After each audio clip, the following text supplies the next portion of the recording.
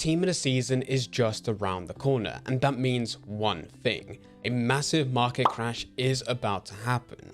This is normally the last major crash of the year before everything goes completely downhill and EA releases the next version of FIFA, except this year is going to be called EA Sports FC. But because we know this crash is coming, in this video I'm going to be telling you absolutely everything that you need to know. But before we do get into the video, this video is sponsored by SkyCoach. And this is the perfect time for it, because we know a market crash is coming just before Team of the Season.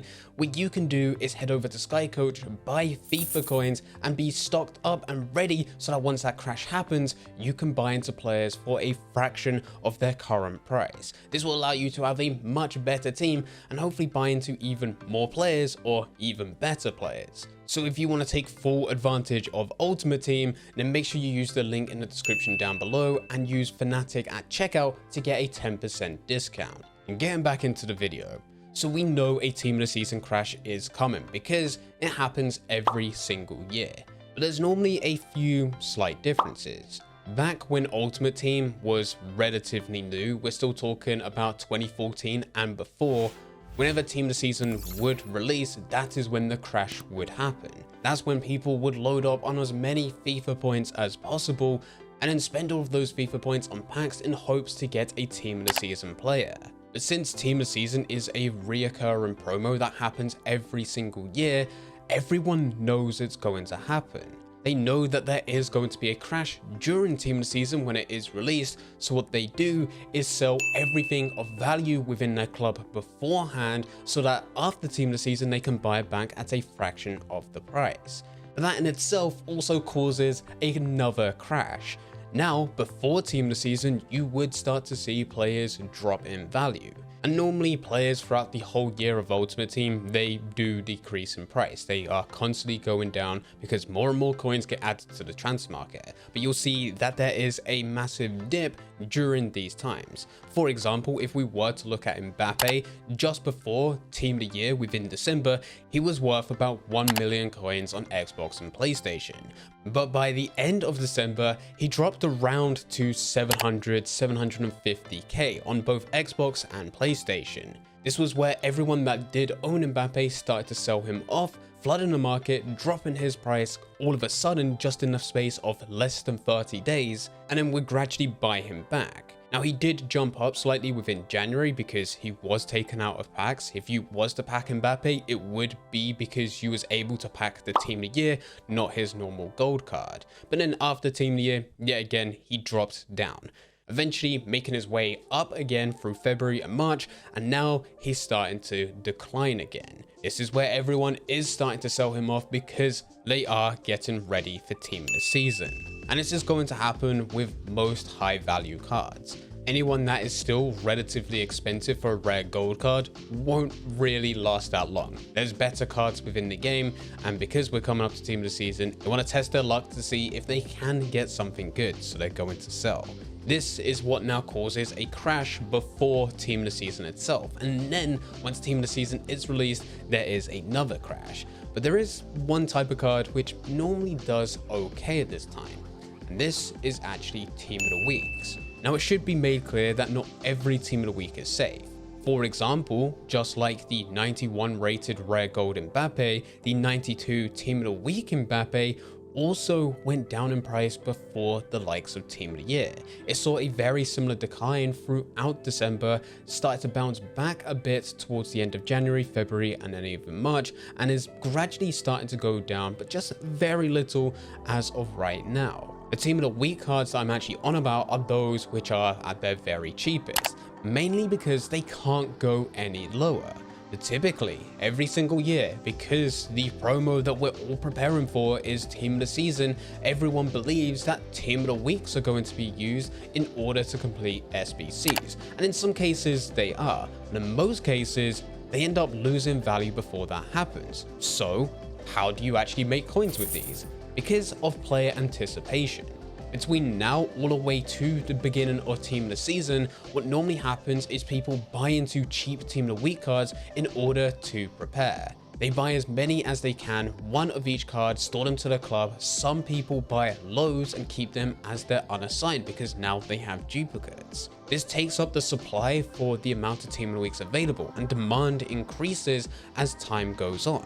Now with this, these players aren't going to be going from 10k to 100k in just a couple weeks, but what you may see is that a Team of the Week card may go from 10,000 coins up to 15 to potentially 20k. Now this does normally happen throughout the whole year anyway. Team of the Weeks get rarer and rarer on the market, and they're still needed for a few different challenges as well as objectives or even SBCs throughout the year. But because of that player anticipation that they are going to be needed for what is the last big major promo of the year, people really get ahead of themselves. The important thing here is that you need to sell them before Team of the Season. You want to buy when no one else is buying, and you want to sell when everyone else is buying.